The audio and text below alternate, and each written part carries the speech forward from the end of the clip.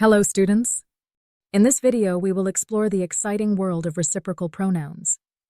Let's learn together. A reciprocal pronoun is used when two or more people do something for one another. The two main reciprocal pronouns are each other and one another. For example, they smiled at one another across the room. Now, let's learn how to use reciprocal pronouns. They are always the object of a sentence, never the subject. For example, Ashley and Susan often lend clothes to each other.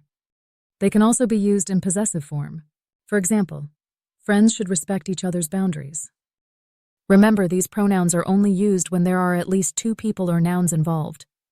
Let's look into the difference between each other and one another. Each other is more common and less formal, whereas one another is used less frequently and is more formal. Difference between reciprocal and indefinite pronouns.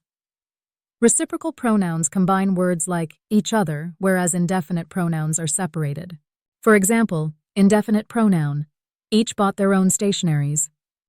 Reciprocal pronoun, we should respect each other's opinions. Difference between reciprocal and reflexive pronouns. Reciprocal pronouns involve two people equally receiving the action, while reflexive pronouns don't always share the action equally. For example, reflexive pronoun, we organized this event by ourselves. Reciprocal pronoun, they gave each other gifts. Now let's look into some common mistakes students make with reciprocal pronouns. Students sometimes make mistakes by using reciprocal pronouns as the subject. For example, saying each other hugged is incorrect. The correct version is they hugged each other. Now it's your turn to answer.